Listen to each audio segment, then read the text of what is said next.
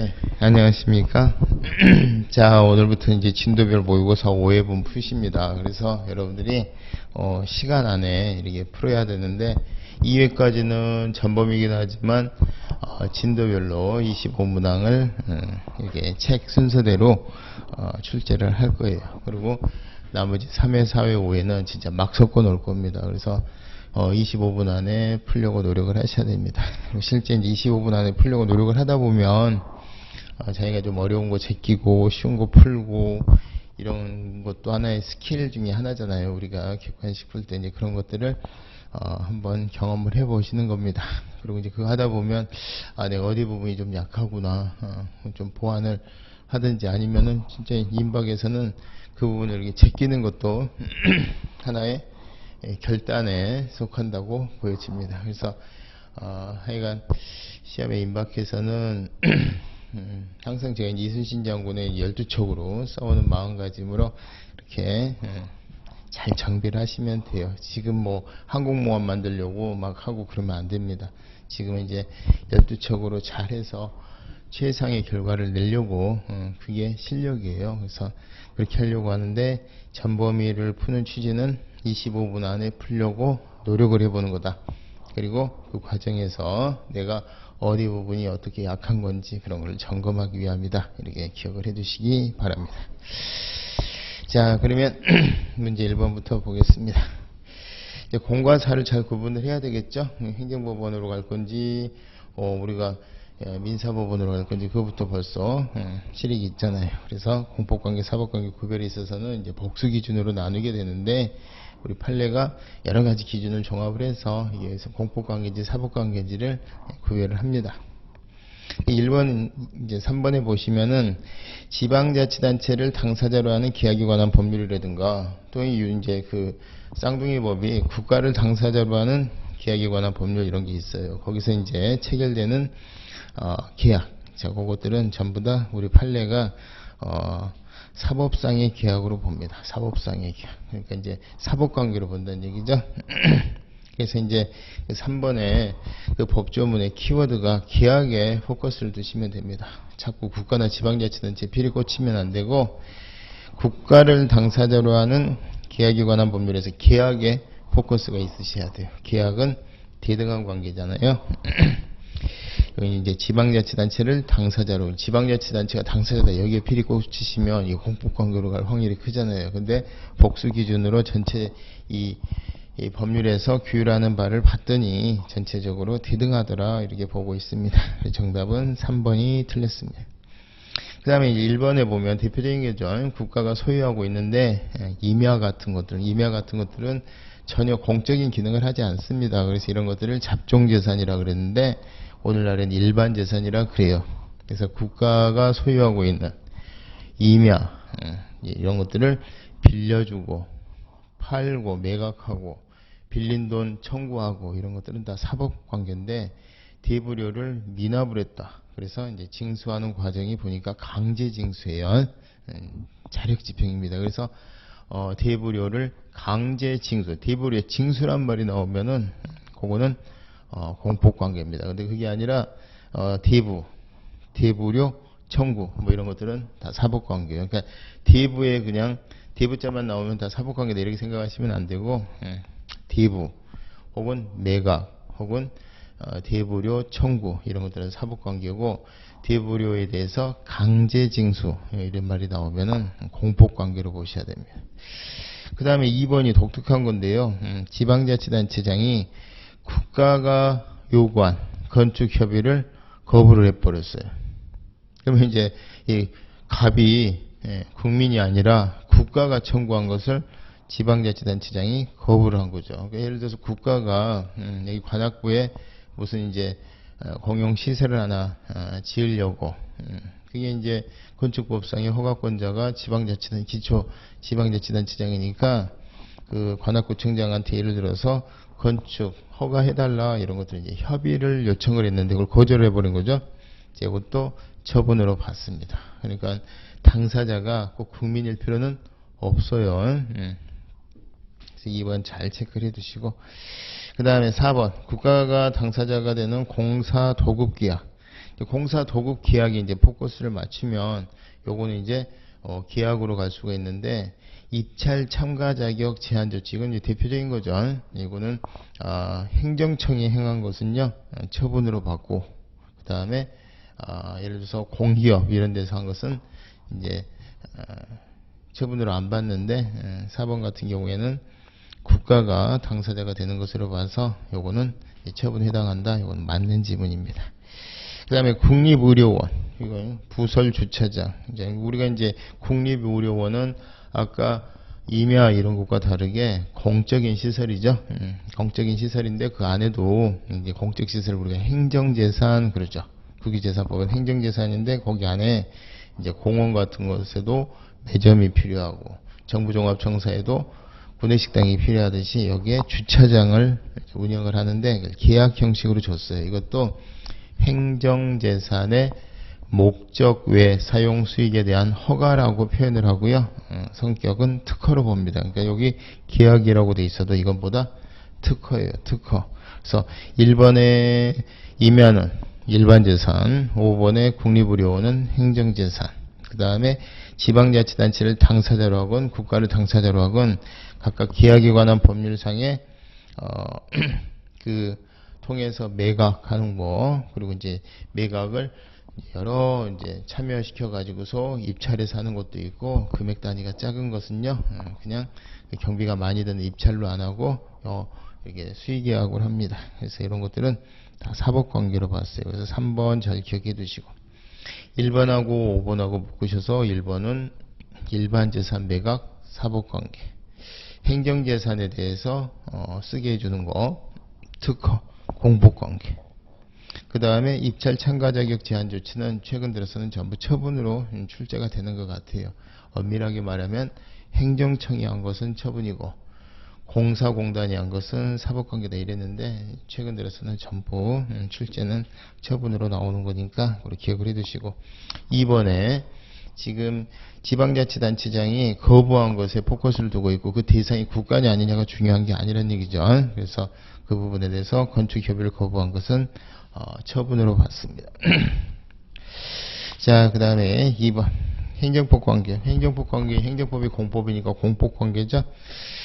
육군 3사관 학교의 구성원인 사관생도 특별권력관계입니다. 특별권력관계도 법률 유보원칙 당연히 적용되고요. 법률 우위원칙 당연히 적용됩니다. 다만 그 법률 유보원칙이 적용되는 과정에서 그 법률이 일반 권력관계보다 훨씬 많은 그런 특수한 법률이 있다는 거죠.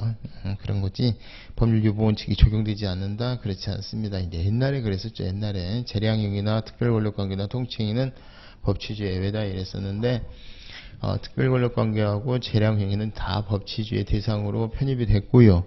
통칭이도 이제 부득불 그건 이제 법치주 예외로 인정을 하지만 자꾸 통칭이 영역이 갈수록 좁아 들어가고 있다. 국민의 기본 공감 밀접한 관련성이 있으면 심지어 통칭이라 하더라도 다 심사를 하죠. 법치주의 대상으로 보고 있습니다. 1번 틀렸고, 2번 지방자치단체가 원래 이제 우리가 헌법에는 초등학교까지는 의무교육으로 돼 있고요. 법률에 따라 법률로 또 이제 정하도록 돼 있는데 법률에서 중학교까지가 의무교육으로 돼 있어요. 그런데 이제 초등학교는 다 국공립으로 이제 인정이 되는데 중학교가 사립중학교에 이제 의무교육의 주체성을 위탁을 한 거예요. 위탁을 한 부분에 대해서 위탁을 받은 사립중학교에 재학 중인 학생의 관계, 국가가 설립한 학교가 국립학교죠. 그 다음에 공공단체가 설립한 게 공립인데 국공립학교의 학생의 재학관계는 이제 특별권력관계로 볼 수가 있는데, 사립중학교에 재학 중인 학생의 재학관계가 이거 뭐 특별권력관계처럼 무슨 이런 공법상의 계약에 따른 법률관계로 볼 거냐 이런 부분이에요. 그래서 이런 부분에 대해서는 사립중학교에 재학 중인 학생의 재학관계 이런 거, 국공립학교의 초등학교, 중학교까지입니다. 이런 부분에 대해서는 재학관계는 우리 판례가 사법관계로 봤어요. 그리고 국공립학교건 사립학교건 상관없이 다 사법관계로 봤습니다. 그리고 이제 여기서 주의하셔야 될 게 서울대학교 학생, 서울대학교하고 서울대학교 학생의 재학관계, 요거는 특별권력관계로 봐요. 그러니까 그거는 조금 구별해서 기억을 해두시고, 의무교육의 대상인 초등학교, 중학교에 대해서는 사법관계로 봤다. 심지어 국공립학교에 다니는 학생들이나 사립학교에 다니는 학생들이나 다 상관이 없다, 이렇게 보고 있습니다. 그 다음 3번, 그래서 2번 틀렸습니다. 3번, 불이익한 행정처분의 상대방은 개인적 이익을 침해당한 것으로 되게 보기가 쉽죠. 그렇죠. 그래서 원고 적격이 쉽사리 인정이 됩니다. 그런데 이제 수익적 처분의 상대방은 대부분 불이익 처분과 다르게 이게 인정되기가 좀 어려운데, 이때도 상대적으로 불이익 처분에 비해서 인정되기가 어렵다는 거지. 예를 들어서 내가 이제 50만원 보조금 지급 결정의 대상자인데 30만원 지급 결정만 해주더라. 그러면 그거 고마워야 하는 건 아니잖아요. 그래서 그 부분에 대해서 또 50만원 받을 권리를 침해한 거니까 이것도 가능할 수는 있습니다. 그런데 우리가 제가 항상 그랬죠. 유재석이가 강호동보다는 약하지만 초등학생보다는 세다 그랬잖아요. 그러니까 비교 대상이 침익적인 행위는 보통 원고적격 인정하기가 쉽고, 수익적 행위는 원고적격 인정하기가 좀 어렵다. 그러고 그 말 자체는 맞아요. 그런데 수익적 행정행위는 그래서 항상 원고적격이 없다. 그건 틀린 말이죠. 방금 말씀드린 것처럼 50 받을 권리가 있는데 30만 인정해주면 그거는 50 받을 권리를 침해하는 의미인 거예요. 30이라도 주니까 고맙다, 이게 아니잖아요. 그죠? 3번 틀렸고, 공무원 연금 수급권, 이런 것들이 이제 사회적 기본권에서 입각한 복지 영역입니다. 복지 영역은 항상 이계수반이 돼요. 돈이. 그러다 보면 우리나라가 이제 돈이 막 펑펑 쏟아져 나오면 좋겠죠. 근데 그렇지 않다 보니까 어때요? 항상 한정된 재원으로 복지를 베풀려다 보면은 순서를 정해야 돼요. 그 순서를 뭐로 정하느냐? 헌법에는 인간다운 생활 권리가 딱 명시가 되어 있지만, 그 인간다운 생활할 권리 주어가 국민이란 말이에요. 그러니까 모든 국민이 인간다운 생활할 권리를 주장을 하면은 국가가 그 의무를 이행을 해야 되는데 돈이 없잖아요. 그래서 법률로 구체화하도록 되어 있습니다. 사회적 기본권은. 그래서 예를 들어서 국회의원들이 이번에 이 한정된 재원으로 일단 70세 이상의 노인들에 대해서만 배려를 하자, 뭐 이렇게 나가는 거예요. 그럼 이제 70세 이상의 노인들은 이제 연금 같은 거 받을 권리가 구체화되고, 또 이제 나라가 잘 살면 68세, 65세 이렇게 내려가는 거죠. 근데 이제 그래서 아니 모든 국민은 다 인간다운 생활의 권리의 한 내용인 연금 줘, 이건 아니고 법률에 의해서 구체화되는 겁니다. 그래서 이런 것들은 이제 법률에 의해서 구체화된다 그래서 헌법상 기본권이긴 하지만 법률에 의해서 구체화된다 그래서 추상적 권리라 그래요. 헌법에서는 추상적 권리고 법률에 의해서 구체화되어야 비로소 돈 줘, 이게 되는 거예요. 대부분의 경우에는 법률에 의해서 바로 확정되는 것도 아니고요. 법률에 따라서 이제 신청을 해서 처분으로 당신에게 얼마 드리겠습니다. 그러면 확정되는 게 보통 일반적이에요. 좌우지간 법률에 의해서 확정된다, 이 말 자체는 맞습니다. 법률에 의해서 직접 인정되기도 하고, 법률에 의해서 어떤 처분, 법률에 근거한 처분에 의해서 인정되기도 하니까 4번은 맞습니다. 자, 청원경찰이 어디 우리은행 같은 데서 근무하는 청원경찰에 대해서는 조금 이론 여지가 있을 수 있는데, 국가나 지방자치단체에서 근무하는 청원경찰 이런 사람들에 대해서는 특별권력관계로 봤어요. 그래서 징계처분에 관한 소송은 민사소송의 대상이 아니라 행정소송의 대상으로 보고 있습니다. 자, 정답은 4번만 맞고 나머지 다 틀렸죠. 3번 행정기본법의 내용인데, 행정기본법은 법을 적용하면 장려가 있는데 소구표는 금지가 되는 게 원칙입니다. 그리고 이때 금지가 되는 소구표의 오리지널은 진정소급이죠. 진정소급을 특정짓는 표해지는 1번 지문에 완성되거나 종결된, 기성사실, 완성된 사실, 종결된 사실이죠. 그러니까 법령이 효력 발생 전에 이미 완성되거나 종결된 사실관계 또는 법률관계에 대해서는 진정소급은 인정되지 않는다. 진정소급은 금지된다. 이게 맞는 말이죠. 그래서 1번은 맞습니다. 2번 당사자 신청에 따른 처분은 신청 시하고 처분 시하고 시간적 간극이 있다 그랬죠. 원칙은 뭐다? 특별한 규정이 없는 한 처분 시를 기준으로 합니다. 그래서 2번도 특별한 사정이 있는 경우를 제외하고는 처분 당시의 법령에 따른다. 맞죠? 행정기본법이나 행정절차법에서 틀리시면 안 돼요. 반드시 맞으려고 노력을 하셔야 됩니다. 그럼 그 노력을 어떻게 할 거냐? 시간 날 때마다 행정기본법 읽으세요. 행정절차법 읽고, 제가 읽으라고 그랬지 외우라고 하지 않았습니다. 계속 1조부터 뭐 오늘 시간 나는데 7조까지 읽었다 표시해 놓고 다음 또 8조부터 또 읽고 계속 반복해서 짝꿍 이름 배우듯이 계속 불러주다 보면 정리가 돼요. 근데 그거를 날 잡아서 외우려고 하면은요, 날 잡아서 외워야겠다라고 생각하는 순간부터 스트레스고 머릿속에서 튕겨내 버립니다. 그러니까 단순 암기사항은 가까이 두고 계속 보세요. 계속 읽으시면 됩니다. 자, 3번. 법령을 위반한 행위의 성립과 이에 대한 제재 처분은 법령에 특별한 규정이 있는 경우를 제외하고는 행위시법이에요. 행위시. 위반 행위시법. 그러니까 담배꽁초 버릴 당시의 법에 따라서 규제가 되는 겁니다. 그래서 법령을 위반한 행위 당시 법령에 따른다. 맞고요. 다만 행위시법에 따라서 이제 제재를 하려고 봤더니 법이 유리하게 바뀌었어. 그러면은 유리한 법을 적용시켜주죠. 그 유리한 법이 4번에 보니까 위반한 행위 후에 법령의 변경에 의해서 행위에 대한 제재 처분의 기준이 가벼워졌다. 유리해졌죠. 그러면은 신법을 적용을 합니다. 변경된 법령을 적용을 해요. 그래서 4번 맞고 5번 법령을 위반한 행위 후 법령의 변경에 의해서 그 행위가 법령을 위반한 행위에 해당하지 아니하는 행위가 됐다. 담배꽁초 버려도 되는 것으로 바뀌었다는 얘기죠. 그러니까 4번 지문은 5만원 딱지가 지금 3만원 딱지로 가볍게 바뀌었다는 거, 유리하게 바뀌었다는 거고, 5번은 담배꽁초 버려도 괜찮다는 걸로 바뀌었다는 거니까 제일 유리하게 바뀐 거잖아요. 역시 마찬가지로 변경된 법령을 적용을 합니다. 아시겠죠? 그러니까 행위시법을 기준으로 한다. 신청시와 처분시의 간극이 있을 때는 처분시를 기준으로 한다.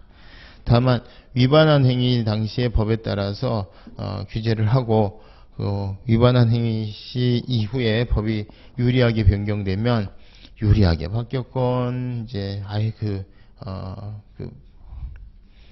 위반한 행위 자체가 위반한 행위가 안 되게 바뀌었건 신법을 적용한다. 변경된 법령을 적용한다. 그리고 위반한 행위 시법 이전에 이미 완성된 사실에 대해서는 진정서급은 원칙이 허용이 안 됩니다. 다만 국민에게 기쁨을 주거나 오히려 소급하는 게 좋아. 혹은 기쁨도 슬프지도 않거나 혹은 침익적이라 하더라도 두한이형 공소시효 사건이라든가 친일재산 환수 이 정도면 진정서급도 허용이 된다 그랬죠. 그것까지 기억해 두시면 됩니다. 자, 정답은 5번이고요. 행정기본법 14조를 문제화해 놓은 기출문제니까 이제 구급 문제예요. 그러니까 여러분들이 잘 점검을 해두세요. 4번 신고에 관한 설명을 옳지 않은 것은 수리를 요하는 신고에서 수리는 처분이죠. 그 다음에 수리를 요하지 않는 신고에서 수리나 수리 거부는 처분이 아닌데 건축 신고나 건축 착공 신고는 처분으로 봤다는 거 꼭 기억을 해두시고, 그 다음에 이제 영업자 지위 승계 신고, 이게 수리가 되면은요 종전 영업자, 그죠? 양도인은 허가권을 잃습니다. 종전 영업자는 허가권을 잃고요. 양수인은 새로운 허가권자가 되죠. 그러면 종전 영업자에게는 이 수리가 침익적인 의미가 돼요. 그래서 사전통 의견 그러니까 이유 제시만 해서는 안 되고 사전 통지와 의견 제출 기회 부여까지 꼭 해야 됩니다. 그래서 2번은 그런 뜻이에요. 행정절차법 소정의 행정절차를 실시해야 된다는 얘기는 종전 영업자에 대해서는 불이익 처분이기 때문에 사전 통지나 의견 제출 기회 부여해야 된다는 뜻이에요. 3번의 자기완결적 신고가 수리를 요하지 않는 신고죠. 그래서 요건, 형식적 요건 갖추면은 이제 접수, 제출, 도달만 되면 효과가 생깁니다. 근데 타법상의 요건도 충족해야 된다. 그럼 타법상의 요건이 충족되지 않으면 이게 접수, 제출, 도달되더라도 제대로 된 신고라고는 볼 수가 없다는 뜻입니다. 그래서 3번도 맞습니다. 4번은요, 판례를 이제 지문한 건데 옛날에 그 성함을 까먹었네. 뜸 놓는 분인데요. 뜸 치료. 근데 뜸 치료 관련해서 판례가 두 가지로 봤습니다. 혹시 해설을 보시면은 좀 좋겠는데, 해설을 보시면은 자, 뜸 치료를 이제 정보통신 매체를 통해서 뭐 유튜브 같은 거가 되겠죠. 요즘 같으면 자, 이런 걸 통해서 이제 가르쳐 주는데, 학습비를 받고 가르쳐 주는 게 있고 학습비를 받지 않고 가르쳐 주는 게 있는데, 학습비를 받지 않고 가르치는 건요, 신고조차 필요 없다 그랬어요. 자유 영역이라 그랬습니다. 근데 이제 학습비를 어느 정도 받고 가르쳐 주는 부분은 수리를 요하지 않는 신고다, 이렇게 우리가 이해를 합니다. 왜냐하면 판례가 형식적 요건만 갖추면 그때부터 효력이 생기는 거라는 표현을 쓰고 있기 때문에 그래요. 그래서 그 관련 판례 안에 보시면은 학습비를 받지 않고 원격 평생교육을 실시하고자 하는 경우에는 아무 신고도 없이 자유롭게 할 수 있고, 학습비를 받고 실시하는 경우에는 신고는 해야 되는데, 이 신고가 쭉 보니까 맨 밑에 실체적 사유를 들어 신고의 수리를 거부할 수 없다 이렇게 돼 있죠. 그래서 수리를 요하지 않는 신고고 형식적 요건 갖춰서 접수되면 바로 효력이 생기는 거다, 이렇게 이해를 하는 것이 다수설입니다. 그래서 4번에 보시면은 학습비를 받는 걸로 나오죠. 그러니까 원격 평생교육을 불특정 다수인에게 학습비를 받고 실시하는 인터넷 침뜸 학습센터. 자, 신고를 했습니다. 자, 그러면 형식적 요건을 모두 갖췄다면 실체적 사유를 들어서 거부해서는 안 된다는 거죠. 그죠?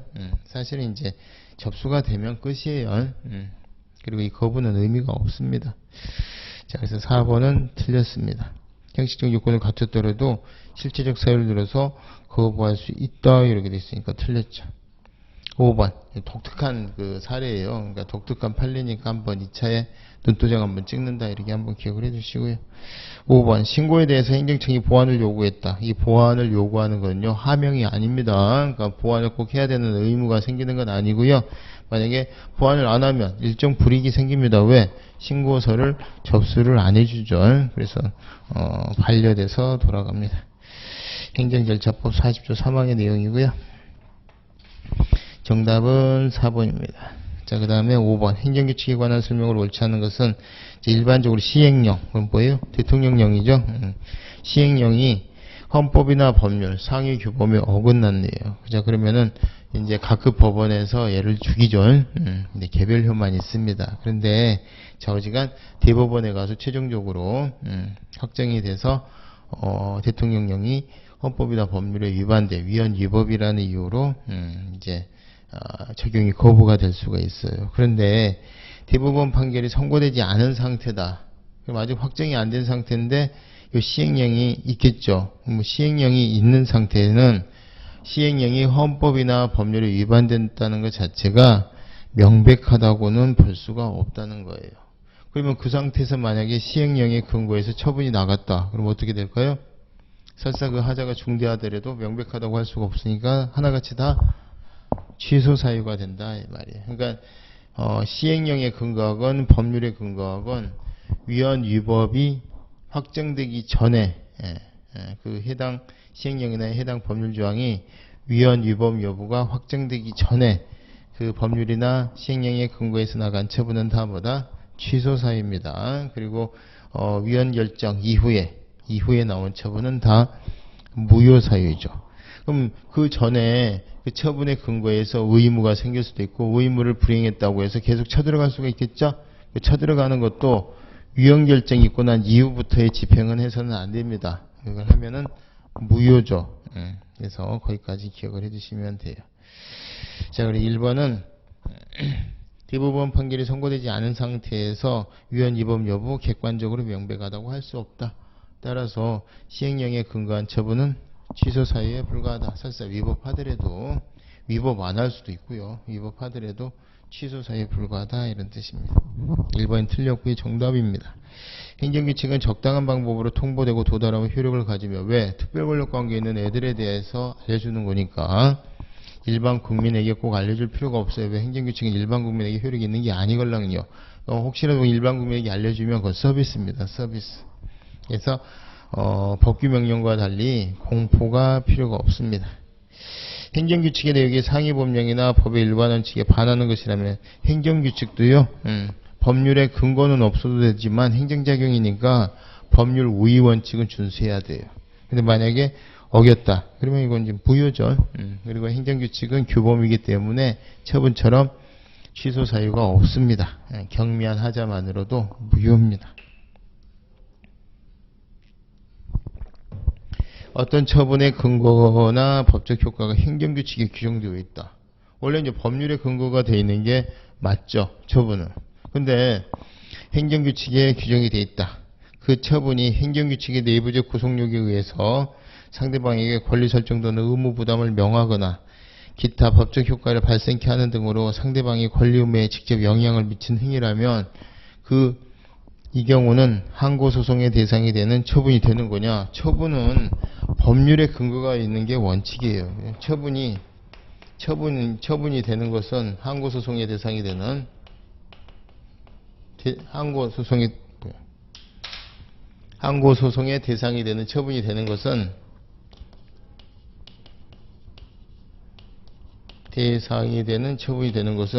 이 처분이 국민에 대해서 권력적으로 다가오냐 안 다가오냐 그걸로 보는 거지, 이게 법률의 근거가 있느냐 없느냐가 중요한 게 아니에요.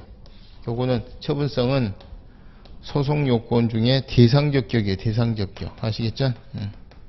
그 다음에 이게 법률에 적합한지 안 한 건지는 법률에 근거했는지, 법률의 한계를 근거한 건지, 법률의 한계를 준수했는지, 요거는 본안에서 판단되는 거예요. 그러니까 요거는 행정규칙에 근거했는지 안 했는지가 중요한 게 아니죠.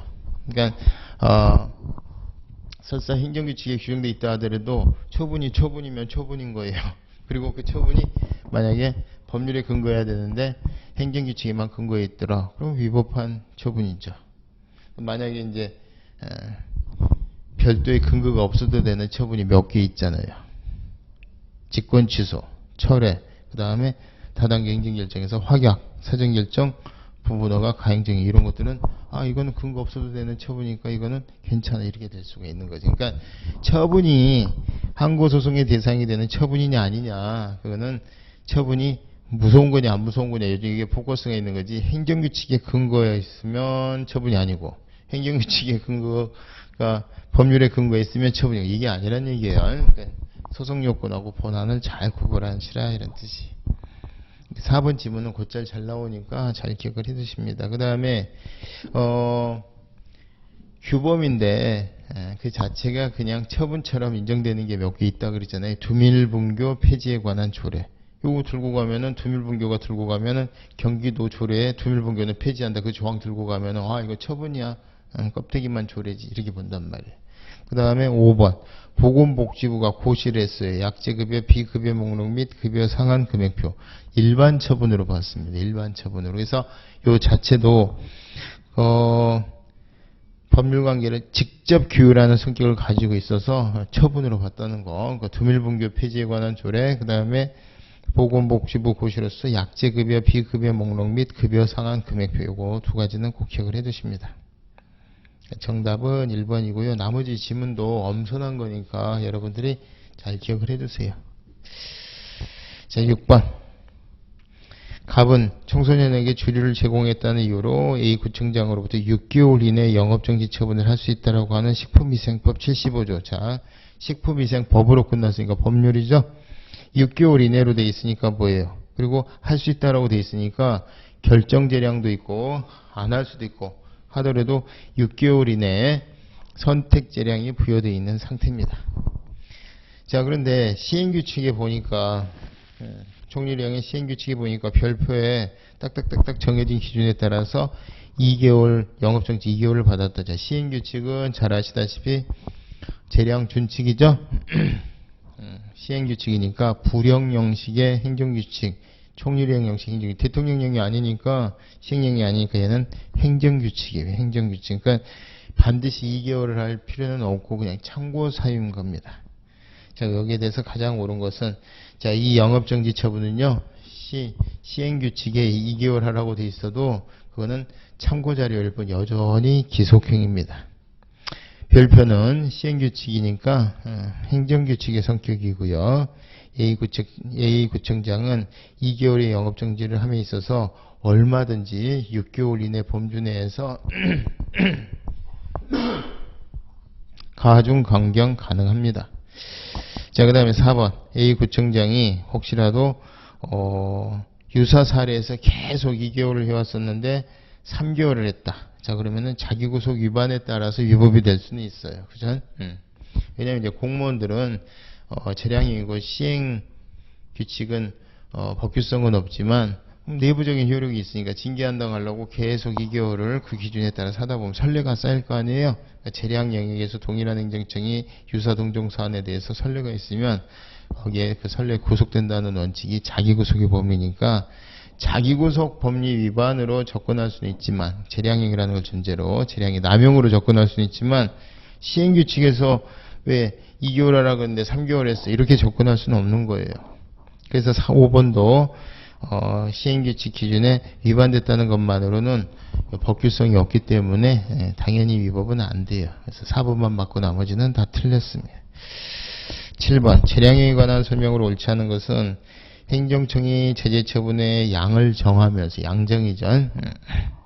공익과 사익의 형량을 전혀 하지 않았거나 이 경량의 고려 대상에 마땅히 포함되어야 할 사항을 빼먹었거나 이 경량을 했는데 A가 B보다 더 좋은데 B를 선택했구나. 정당성, 객관성이 결여된 경우에 제재 처분은 재량권을 일탈남용한 것으로 봐야 된다. 우리 판례가 이제 일탈남용을 같은 뜻으로 쓰고 있죠. 원래 남용의 개념인데 이런 것은. 맞고요. 2번.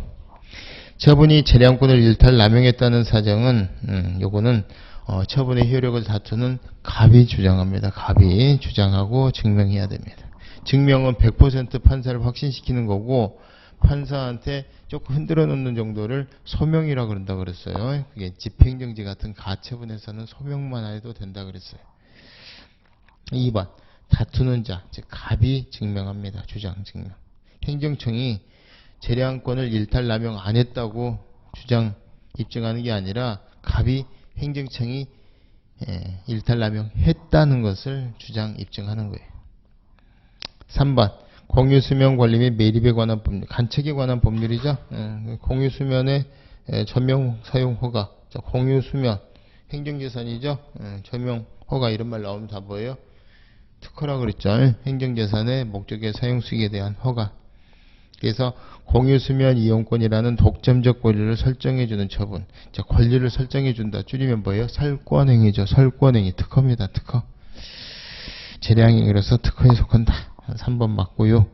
4번 주택법의 옛날 이름 주택건설촉진법의 주택건설사업계획 승인은 상대방에게 수익적 행정처분이므로 대부분의 경우에 재량행위로 볼 여지가 있죠. 전체 취지 종합해보면. 근데 법문헌상 불명확할 때 그 얘기지 법문헌상 꼭 이거 이렇게 해 이렇게 일의적으로 규정되어 있다.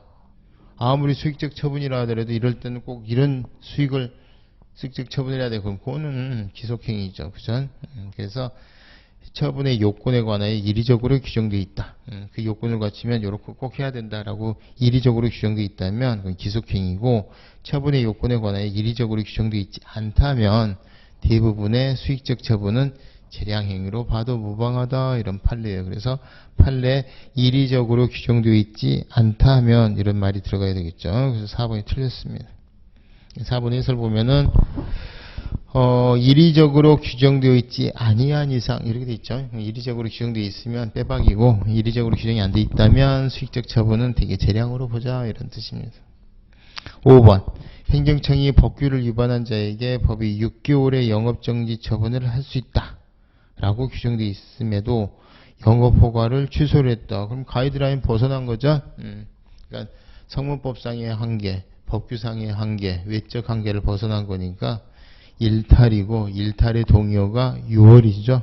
그리고 이제 내재적인 한계, 행정법의 일반은 즉 조리를 위반한 거를 남용이라고 해서 이제 엄밀하게 구별이 되는데 우리 판례는 일탈 남용을 막 섞어서 쓰죠. 근데 5번처럼 대놓고 물어보면 학자들이 물어보는 거니까 개념에 대해서 물어보는 거니까 명확하게 구별해서 답을 찾아주실 수 있어야 됩니다. 정답은 4번에 이리적으로 규정되어 있다면 재량행위로 볼 수가 없습니다. 8번.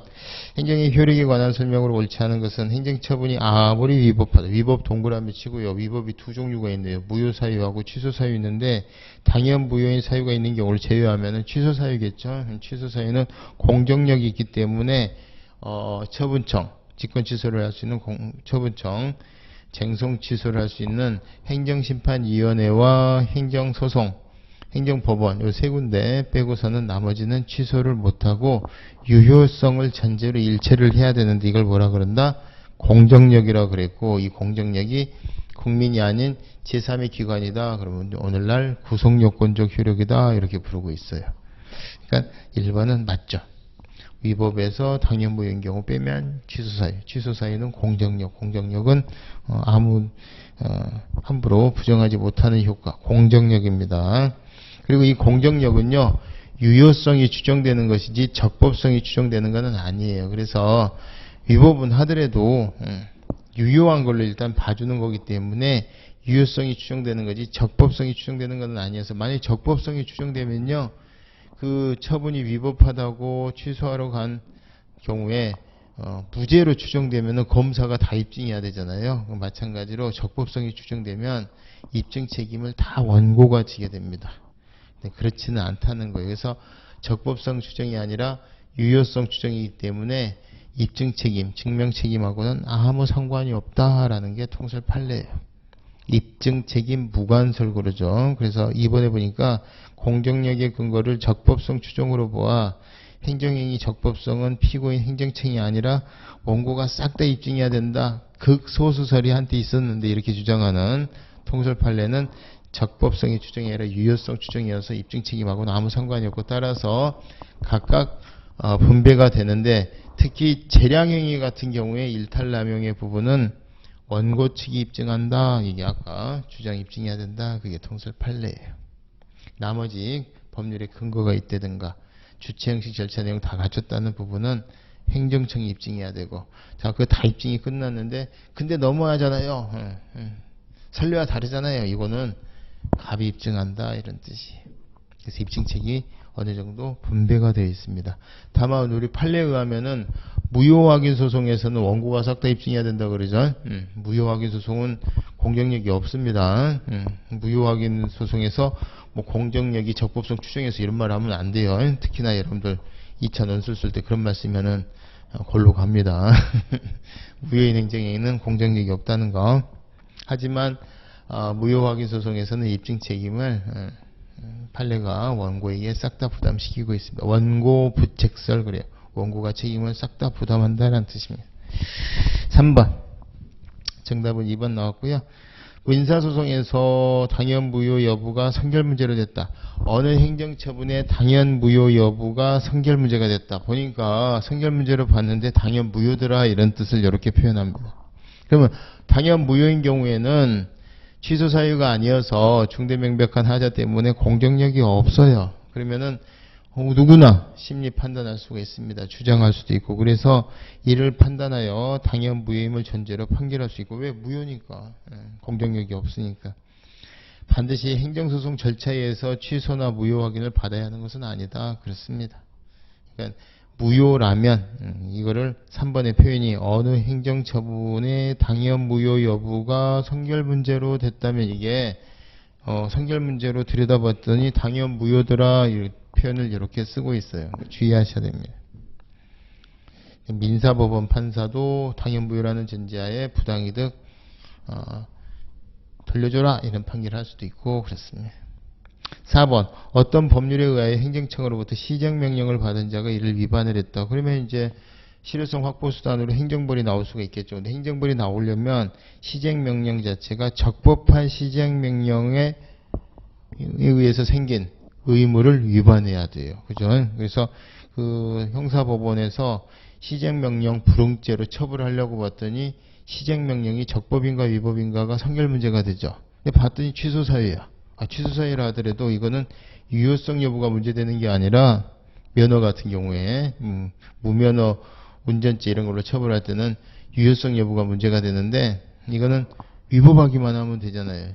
적법하기만 하면 되잖아. 그래서 적법 위법 여부만 따지는데 취소사유도 적법이라는 판단할 수가 있습니다. 마치 민사소송에서 국가배상과 같이. 그래서 형사소송에서는 땡땡땡 명령 불응죄, 땡땡땡 명령이 적법이냐 위법이냐, 국가배상에서 그 처분이 위법이냐 적법이냐만 문제가 되지 유효 여부가 문제가 안 돼요. 그래서 이런 거는 다 공정력하고 상관없이 위법하다는 판단할 수 있습니다. 만약 취소 사유라면. 근데 취소 사유인데 유효성 여부가 문제되는 거. 민사소송에서는 부당이득 반환 청구 소송, 형사소송에서는 무면허 운전죄, 무면허 수입죄 그래요. 그래서 4번 같은 경우에는 시정명령이 적법한 것이어야 되는데 보니까 취소 사유더라. 위법한 거잖아요. 무효 사유와 더불어서. 그래서 시정명령 불응죄가 안 됩니다. 비슷한 걸로 공무집행 방해죄 있죠? 공무집행 방해. 공무집행 방해죄로 처벌하려면 공무집행이 적법해야 됩니다. 그러니까 만약에 불법 체포에 반항을 했다, 저항을 했다, 그럼 공무집행 방해가 아니에요. 그럼 정당방해지. 아시겠죠? 그러니까 공무집행 방해죄로 처벌하려고 봤더니 공무집행이 적법이냐 위법이냐 들여다보듯이 시정명령 불응죄로 처벌하려고 봤더니 시정명령이 적법이냐 위법이냐 이게 성질 문제가 되고, 그 시정명령이 만약 취소 사유다 그럼 공정력 상관없이 취소 사유는 무효 사유와 더불어서 위법이니까 위법한 시정명령이 불응한 거 죄가 안 된다 이런 뜻이. 5번 구속력. 그러니까 이렇게 되죠. 행정행위가 적법이다, 위법이다. 위법은 무효 사유가 있고 중대명백에 따라서 취소 사유가 있죠. 그러면은 요건 뭐예요? 여기서는 적법한 행정행위가 땅 떨어졌다. 그러면 여기서는 바로 효과가 이렇게 나가죠. 이걸 구속력이라 그래요. 그러니까 무효 사유다. 요거는 효과가 안 나가지. 전혀 안 나가지. 요거는 나가죠. 나가는데 어떻게 나간다? 요거는 파란색으로 나가요. 적법이니까. 근데 요거는 빨간색으로 나가. 위법인데 일단 효력이 인정된 요건 이제 공정력이라고 그래요. 이 공정력은 뭐에 의해서 취소 사유인데 취소가 되면 소급해서 무효가 돼요. 근데 이 취소를 세 군데밖에 못해. 처분청이 직권 취소할 수 있고, 행심위가 행정심판위원회가 취소 재결할 수 있고, 행정법원이 취소 판결할 수 있고, 나머지 민사법원이나 민사법원이나 형사법원에서 문제가 됐다. 그러면은 요게 일단 취소사유면 유효라는 걸 전제로 재판을 해야 돼요. 그래서 부당이득 반환 청구 소송, 부당이득이 안 돼요. 무면허 운전죄, 무면허가 안 돼요. 위법하더라도 면허가 있으면. 그러니까 대신에 요거랑 이제 구별되는 게, 혹시라도 민사법이나 형사법원에서 유효성이 전제가 되는 게 아니라 요거랑 비교되는 게 적법성이 전제가 되는 게 있다, 성결 문제가 되는 게 있던데, 거기에 민사법원에 해당되는 게 국가배상, 그 다음에 땡땡땡 명령, 시정명령이 됐건 뭐가 땡땡땡 명령, 행정행위에 대해서 불응한 죄, 따르지 아니한 죄, 이 행정행위가 적법이냐 위법이냐, 국가배상에서 처분이 적법이냐 위법이냐 요거고, 여기서 유효성 여부가 문제되는 게 뭐냐, 민사법원에서 부당이득 반환 청구 소송. 여기는 무면허 운전죄, 무면허 수입죄. 무면허 운전죄, 무면허 수입죄. 요거는 비교 개념. 그리고 여기는 성질 문제가 되더라도 누구나 주장 입증 가능해요.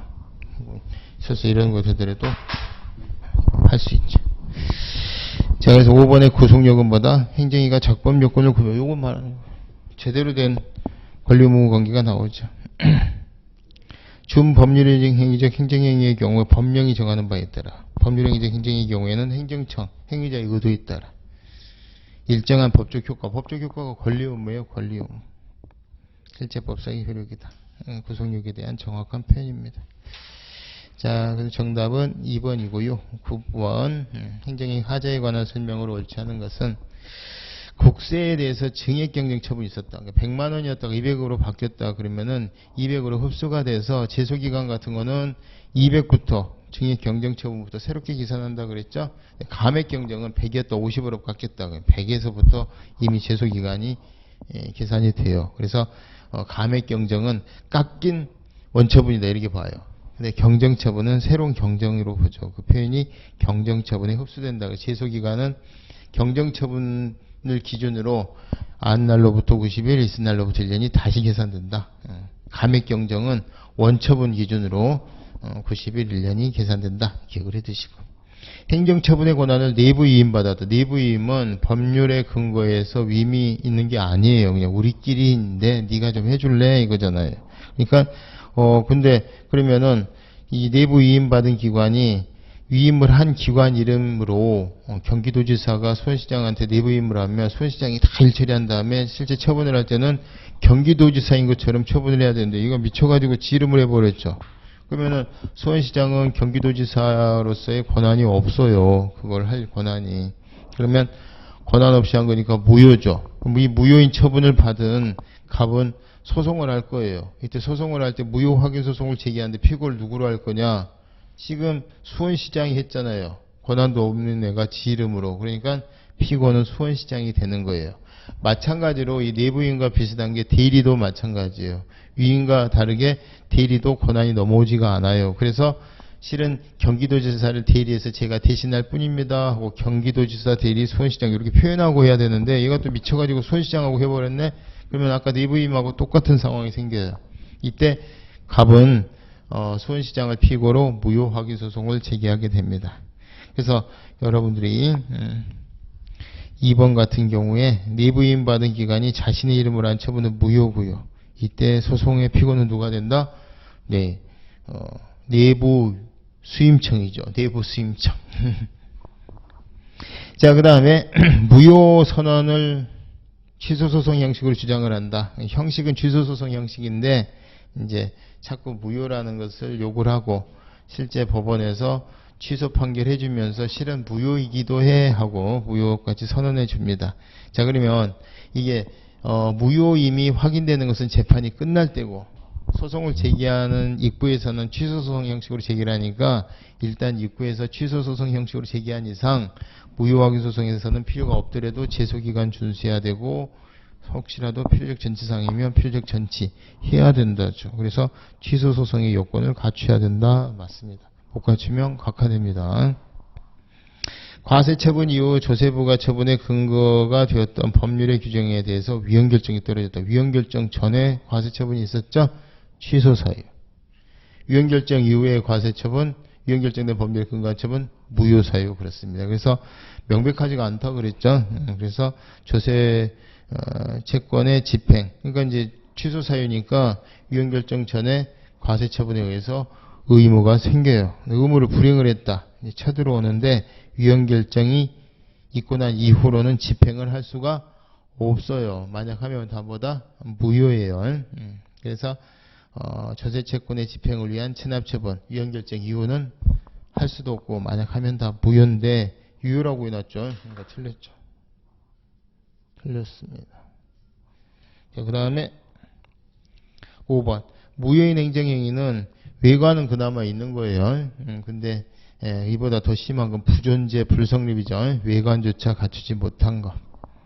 자, 이게 무효인 행정행위와 부존재 행정행위의 차이점입니다. 정답은 4번입니다. 10번 행정계획에 관한 설명으로 옳지 않은 것은 1번 개인의 자유와 권리에 직접 영향을 미치는 계획 가로로 묶고 구속적 행정계획입니다. 구속적 행정계획은 VA로 보죠. 그래서 법률에 근거 있어야 되고 한계 준수해야 됩니다. 광범위한 형성의 자유가 있죠. 그렇지만 국민에게 효력이 있기 때문에 고시 등으로 알려져야 되고요. 알려져야 효력이 생깁니다. 일반 틀렸습니다. 근데 이제 국민의 권리에 영향이 없는 거는 뭐 굳이 알릴 필요도 없죠. 자, 그 다음에 2번 도시계획법상 지금 국토계획 및 이용에 관한 법률로 바뀌었는데 도시계획 안에 공고, 공람, 절차의 하자가 있다. 행정계획에 절차의 하자가 있다. 도시계획 절차는 절차상의 하자가 독립된 위법사유라고 그랬잖아요. 위법합니다. 대신에 이제 절차만 시정하고 계속 진행할 수 있다는 점에서 절차상의 하자는 좀 한계가 있죠. 자, 국토이용계획 변경 신청을 거부했다. 원래 처분에 대해서 약속을 해줬다. 그럼 그 처분에 대한 약속은요, 계획 변경에 대한 약속으로는 벌 수가 없어요. 이게 원칙인데 그 처분에 대한 약속을 지키려다 보니까 계획이 변경이 안 되면 그 약속에 있었던 처분을 해줄 수가 없는 상황이야. 그러면 그 처분에 대한 약속은 결국 어떻게 되는 거냐? 계획을 변경해서 처분을 해줘야 될 걸로 보여지는 거죠. 그러니까 그러면은 처분에 대해서 약속을 했었던 행정청은 계획 변경 의무가 있고, 따라서 갑은 그 처분에 대해서 약속했었던 처분에 대해서 계획 변경을 거절하는 것이 약속했었던 신청을 처분을 거부하는 것과 진배가 없게 될 경우에는 그때는 계획 변경 신청권이 생겨요. 아시겠죠? 그래서 여기서 키워드는 뭐다? 계획 변경, 국토 이용 계획 변경 신청을 거부한다. 계획을 변경을 거부하는 건데, 원래 처분에 대한 약속은 계획에 대한 약속은 아닌데 공적견의 표명은 아닌데, 계획 변경 신청을 거부를 할 경우 실질적으로 약속했었던 폐기물 처리업 허가 신청과 같은 처분을 불허하는 결과가 된다. 그러면 걔는 국토이용 계획 변경의 위반 결정권인 행정청은 사실은 계획을 변경해서 폐기물 처리업 허가를 해줘야 될 의무가 있는 것으로 보여지니까 행정청에게 계획 변경을 신청할 법규상 조례상의 신청권이 있다, 이런 뜻이에요. 두 단계열. 하나는 뭐예요? 원래 처분에 대한 약속, 공적견의 표명은 계획 변경에 대한 공적견의 표명은 아니다가 원칙인데, 예외적으로 처분을 대한 약속을 지키려다 보니까 계획을 안 바꿔주면 처분에 대한 약속을 못 지키는 상황이더라. 그때는 계획 변경해 줘야 될 의무가 있으니까 상대방은 계획 변경을 신청할 권리가 있다, 이런 뜻이에요. 법령상 조례상의 신청권이 되게 두 가지. 그래서 3번의 키워드는 처분을 불허하는 결과가 될 때, 이런 것들이에요. 계획을 거부하면 처분을 거부하는 결과가 될 때, 그러니까 예를 들어서 폐기물 처리업 허가, 거기다가 공장 지어서 해라 그랬는데 알고 봤더니 그 일대가 건물을 지을 수 없는 땅이다, 이 말이에요. 그럼 계획이 변경이 안 되면 거기 뭐 건물을 공중정원처럼 띄워서 지을 수는 없잖아요. 그때는 계획을 변경해 줘야 된다, 이런 뜻입니다. 5번 행정기관 내부 지침에 그치는 행정계획, 가로로 묶으시면 비구속적 행정계획입니다. 1번이랑 3은 다르죠? 그러니까 국민하고는 상관이 없다 그래서 대법원이 이거는 처분도 아니야 그래서 재판을 안 해준 거예요. 소송 요건으로 대상제격 못 갖췄다 그래서. 얘는 억울하니까 혹시라도 헌법소원으로 가본 거지. 헌법재판소에. 헌법재판소에서도 똑같이 공권력의 행사 또는 불행사, 공권력이 행정행위잖아요. 그러니까 권력적인 의미가 없다 그래서 내부적인 효력만 있으니까 국민에 대해서 권력물로 안 건드리니까 공권력이 아니다 그래서 이제 까야 헌법재판소도 같이 각하를 해야 되는데, 헌법재판소 보니까 대법원이 비구속적 행정계획이라고 재판을 안 해주는데 내가 볼 때는 좀 권력성이 좀 있는데, 그러면 헌법소원 해준다, 이 말이에요. 그 헌법재판소가 공권력으로 본 취지는 뭐냐? 여기서부터입니다. 국민의 기본권에 직접 영향을 미치고 법령의 뒷받침에 의하여 그대로 실시될 것이 틀림없을 것으로 예상되는 때, 가로로 묶으면 앞에 행정기관의 내부 지침에 그치는 행정계획은 대법원이 그렇게 봤다는 뜻이고, 국민의 기본권에 직접 영향을 끼치고 법령의 뒷받침에 의하여 그대로 실시될 것이 틀림없을 것으로 예상되었다는 얘기는 헌재가 보니까 요거는 좀 국민 건드리는데 권력에 영향이 있는데, 이런 뜻이에요. 공권력으로 본다는 얘기예요. 공권력 행사로. 그래서 헌법소원의 대상이 될 수도 있다는 거. 그러니까 대법원과 헌재 입장이 서로 다른 경우죠. 그래서 이게 시험에 잘 나옵니다. 줄여서 비구속적 행정계획도 헌법소원의 대상이 된 바 있다. 이것도 이렇게 해서도 나오기도 하고 그래요. 잘 기억해 두시고. 5번. 자, 우리가 원래 계획을 변경해달라고 요구할 수는 없는데 예외가 벌써 하나 나왔죠. 약속했었던 처분에 대한 약속을 지키려다 보니까 계획이 변경돼야만 하는 경우. 아까 3번이었죠? 두 번째. 계획을 내 구미에 맞게끔 내 땅을 상업지구로 지정해달라. 요거는 안 되지만, 또 농업지구로 된 거 상업지구로 바꿔달라. 이건 안 되지만, 예를 들어서 단체장이 도시계획을 안 짜요. 그럼 내가 땅이 뭐 상업지구가 아니어도 좋으니 달라고 요런 권리는 있어요. 무화자재랑 행사청구권처럼 이거를 이반권이라고 합니다. 이반권. 계획을 좀 세워주세요 하는. 그래서 요거는 주민이면 다 인정이 되는 거예요. 그래서 법령상 신청권이 있습니다. 5번 도시계획 구역 내에 토지 등을 소유하고 있는 주민이라면 주민이죠. 도시계획 시설 변경 이반권자 이게 단체장이에요. 단체장에게 도시계획을 세워주세요. 내 땅이 좋은 지구로 지정이 안 돼도 좋으니 무화자재랑 행사청구가 비슷하게 좀 가슴 아픈 권리는 있다 이런 뜻이에요. 그래서 법규상 조례상의 신청권이 있다 이건 맞습니다. 그러니까 이반권이 있고요. 그 다음에 계획 변경을 거부하는 것이 실질적으로 처분을 거부하는 결과가 될 때 그때 계획 변경해 달라고 요구할 수 있는 권리 있습니다. 두 가지 잘 기억을 해 주십니다. 자, 그 다음에 11번 공법상 계약에 해당하는 거 이거 외우는 수밖에 없습니다. 2번에 보니까 중소기업 정보화 지원 사업에 따른 지원금 출연 막 BK21 막 이런 거죠. 대학에 지원해 주듯이 중소기업에게 돈을 지원을 해주는데 이때 이제 중소기업 청장이 중소기업하고 체결하는 협약 이제 전체적인 내용을 복수 기준으로 봤더니 공법상 계약이더라 하는 거예요. 외우는 수밖에 없습니다. 판례를 다 읽어보거나 재판 과정을 보면 우리가 이해가 될 텐데 그걸 다 생략하고 그냥 물어보기만 하니까. 1번 지방자치단체가 사인과 체결한 쓰레기 회수하고 이런 거 있잖아요. 그 벌판지 같은 거. 자원회수 시설 위탁 운영 협약 사법상 계약으로 봤고요. 그 다음에 3번을 틀리시면 안 돼. 공익사업을 위한 투지등의 추등 보상에 관한 법률에서 협의해보고 안 되면 이제 수용위원회에 가서 수용재결로 가게 되는데 협의가 됐다. 판례가 다 사법상 계약으로 보죠. 그 다음에 5번 전화가입 계약. 이건 뭐 공사공단이긴 하지만 다 사법상 계약으로 마치 인터넷 LG에서 하는 것처럼 사법상 계약으로 봤고 4번이 지방자치단체 관할구역 내에 있는 각급 학교에서 학교 회계 직원으로 근무하는 것을 내용으로 하는 근로계약. 근로계약이 사법상 계약의 종류잖아요. 원래 이제 민법에서는 여러분들 뭐 고용계약으로 돼 있는데 특별법인 근로기준법에서 근로계약이라는 표현을 씁니다. 그리고 이게 이제 원래 사법상의 계약이니까 대등해야 되는데 실제 사장님하고 근로자하고 대등하지가 않잖아요. 그래서 이제 많은 배려를 하죠. 그래서 여기는 조합을 만들도록 단결권을 보장을 하고 그 조합을 만들어서 조합을 통해서 교섭하는 단체 교섭권 그리고 그 과정에서 파업이나 태업을 할 수 있는 단체 행동권 이런 거를 헌법상 기본권으로 보장을 해주는 거예요. 그래서 원래 출발점은 근로계약이라는 사법상 계약인데 이렇게 이제 공적으로 보호를 해주는 거 이런 걸 이제 경제법이다, 뭐 사회법이다 이렇게 보고 있습니다. 자, 어쨌든 뿌리가 뭐다? 근로계약은 사법상 계약, 사법상 계약이 실질적으로 불평등이 이게 기울어지는 운동장이 될 수가 있으니까 국가가 이렇게 들여다본다는 거니까 4번도 사법상 계약 같이 연계해서 기억해 두시면 되겠죠.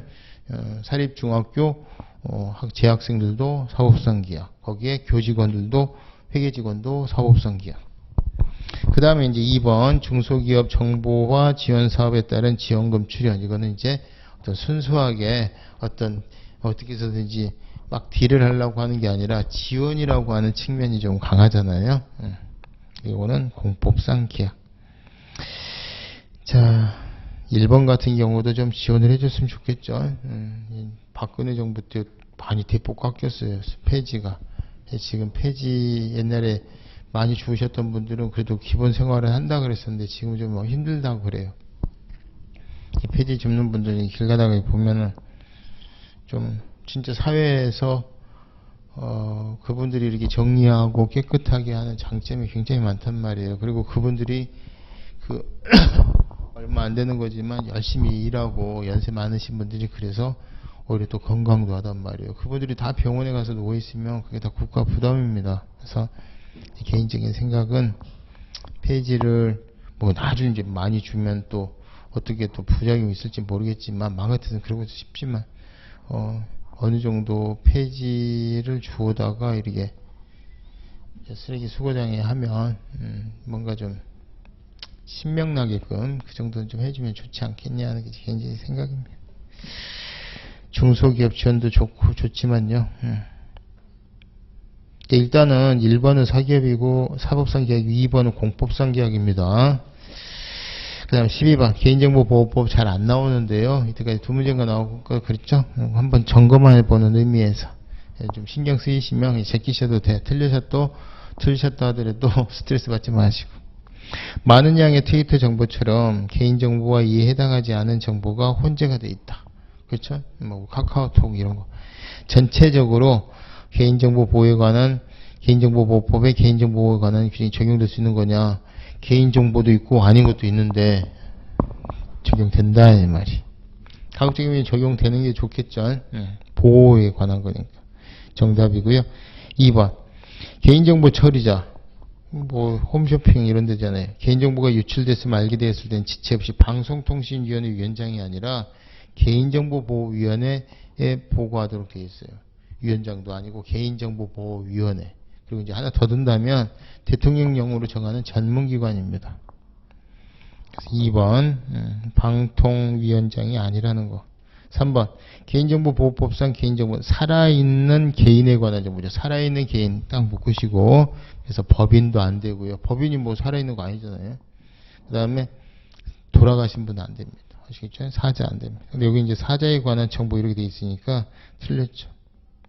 개인정보보호법이 과거에 공공기관의 개인정보 보호에 관한 법률, 공공부분에 있었던 법을 민간기관까지 확장시켜서 이제 확대 개편한 법이 개인정보보호법이에요. 그래서 민간 부분은 개인정보보호법이, 부분은 공공기관의 개인정보에 관한 법률이 이렇게 따로 규율되는 게 아니고 공공기관의 개인정보에 관한 법률이 없어지고 개인정보보호법으로 다 통폐합된 거예요. 4번도 틀렸고. 행정절차법에 개인정보에 관한 규정이 있습니다. 그래서 여기에 보면은 5번의 해설 보시면 옛날에는 이제 그 문서 열람 이런 것들이 문서도 열람하고 복사하는 게 청문회에서만 인정됐었거든요. 근데 학자들이 이제 공청회가 더 필요해요. 전문가들이 참여하니까 공청회 꼭 있어야 되겠다. 근데 공청회가 들어간 게 아니라 의견 제출. 그렇죠? 청문이나 공청회가 없을 때 불이익 처분할 때 한번 들어주는 의견 제출이 들어갔습니다. 그래서 지금은 여전히 공청회는 없죠. 그래서 그 37조 보면은 옛날에 누구든지 청문을 통하여 알게 된 사생활이나 경영상, 거래상의 비밀을 정당한 이유 없이 누설하거나 다른 목적으로 사용해서는 안 된다는데 여기 이제 의견 제출이 하나 또 들어간 거죠. 의견 제출 또는 청문 이렇게 돼 있습니다. 공청 들어가면 틀려요. 그리고 이게 이제 개인정보 보호에 관한 규정 맞죠. 자, 13번까지 하고 좀 쉬겠습니다. 실효성 확보에 관한 건데 옳은 것입니다. 여러분들 지금 이게 되게 예전에 제가 이거 엄선한 문제인데 다들 시험에 많이 적중이 되는 거니까 꼭 나머지 지문도 꼭 한번 보세요. 그리고 제가 안 봐도 되는 것들은 수업 시간에 말씀드리잖아요. 그죠? 그리고 이거 되게 어려워요. 옳은 것이니까 점수 안 나옵니다. 점수 안 나오고 스트레스 받지 마시고. 옳은 것은 시간도 많이 걸리고 틀린 것하고 다르게 시간도 많이 걸리고 틀릴 확률이 굉장히 높습니다. 자, 1번에 보면은 학원의 설립 운영, 과외교습에 관한 법령상의 등록을 요하는 학원을 설립 운영하고자 하는 자. 이게 뭐냐면요. 우리가 이런 거죠, 이런 거.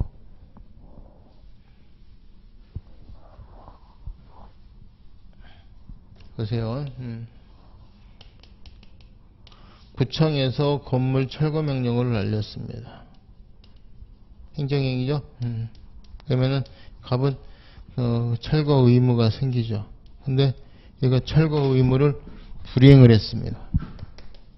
그랬더니 철거 의무 불이행에 대해서 장례항에서 대집행이 나오고 그 다음에 철거 의무 불이행한 행위에 대해서 행정벌이 나오죠. 자, 그러면 요거하고 비교를 해볼 때 요건 철거잖아요. 결국 앞에 뭐 계고하고 통지하고 다 이제 실행을 위한 하나의 절차가 지금 행정위가 된 건데 이거는 뭐예요? 자, 그럼 여러분 보세요. 철거 명령의 근거가 A 조항이 있다. 법률에. 자, 그러면 철거를 하는데 철거 의무 불이행에 대해서 아니 이거 안 하면 이게 당연히 A 조항이 철거음 불행일 때 직권 취소나 처리처럼 당연히 근거가 되니까 별도의 근거 없어도 되는 거 아니냐 이 얘기죠. 옛날에 그랬는데 지금은 다 이게 무서워요, 이게 무서워요. 철거 명령이 무서워요, 철거가 무서워. 다 별도의 근거가 있어야 된다. 비조항. 그래서 따로따로 있어야 돼. 자, 대집행하려면은 근거 따로 있어야 되고요. 철거 명령의 근거하고 따로 있어야 돼. 자, 그럼 여기에 만약에 대집행이 아니라 직접 강제나 직접 강제죠. 폐쇄 명령. 자, 폐쇄 명령의 근거가 있다. 폐쇄 명령의 근거가 A 다시 조항이다. 그러면 폐쇄 조치 이거 뭐예요? 이거요, 이거. 이런 거잖아요. 철거와 같은. 자, 여기도 근거가 B 다시 조항 이런 것으로 따로 있어야 된다는 거예요. 그러면 요거 폐쇄 명령의 근거가 폐쇄 조치의 근거가 될 수가 없고, 역으로 폐쇄 조치의 근거가 폐쇄 명령의 근거가 될 수 있어요. 그것도 안 돼요. 그러니까 각각 따로 있어야 된다는 거예요. 자, 그러면 1번에 보면은 한번 가로로 한번 묶어 보시면요. 둘째 줄에 직접 그 무등록 학원의 폐쇄를 위하여 출입 제한 시설물의 설치와 같은 조치, 이게 폐쇄 조치입니다. 폐쇄 조치. 자, 이러한 규정은 그 폐쇄 조치, 요 규정이 있어. 요 규정이 있네요. 폐쇄 조치에 관한 규정이 있어. 요거에 폐쇄 명령의 근거가 없는데 요 근거로 폐쇄 명령 할 수 있느냐? 안 된다예요. 이 규정은 동시에 그와 같은 폐쇄 명령의 근거 규정이 되는 거냐? 안 돼요. 폐쇄 명령 따로, 폐쇄 조치 따로, 근거 각각 따로 있어야 됩니다. 그래서 2번. 대집행은 대체적 자기 의무에 대한 대집행 수단으로. 그죠? 대체적 자기, 대집행.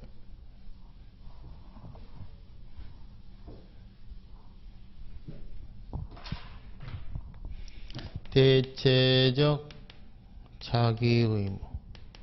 불이행에 대해서는 대집행. 그 다음에 비대체적 자기 의무. 혹은 부자기 의무. 불이행에 대해서는 옛날에 이행강제금. 집행벌이라고도 하죠. 이렇게. 그런데 각각 법률에 근거 있어야 되는데 건축법에 보니까 여기 이렇게 돼 있어. 이거 잘못된 거 아니냐? 헌재가 괜찮대요. 뭐야? 입법 재량이래. 그러니까 뭐 건축물 잘못 지었다고 부시는 게 능사가 아니지. 이걸로 시정할 수도 있다는 얘기죠. 그래서 이게 가능합니다. 원래는 이렇게 가고 원래는 이렇게 가는 건데 이렇게도 가능. 이렇게는 이건 안 돼요. 이건 할래 할 수가 없어요. 대신해서 할 수가 없어.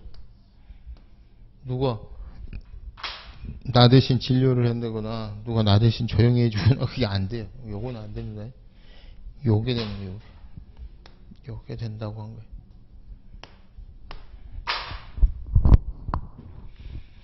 그래서 대집행은 대체적 자기 의무에 대한 강제집행, 이행강제금은 부자기 의무나 비대체적 자기 의무에 대한 강제집행 수단으로 이해되어 왔는데, 오늘날 이행강제금에 대해서 일반법은 없고 이제 일반 규정이 이제 행정기본법에 있는데, 건축법 같은 데 보니까 대체적 자기 의무 위반에서 규정이 있는데 괜찮다 이런 뜻이 부과할 수 있습니다.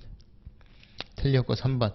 대집행 계고처분에서 정한 의무이행 기간이 이행의 종기인 날짜에 계고서를 수령했고, 행정청이 대집행 영장으로서 대집행 시기를 늦췄다 하여도 대집행의 적법 절차에 위배한 것이냐? 맞습니다. 이거. 예를 들어서 계고, 통지, 계고를 5월 3일까지 하세요.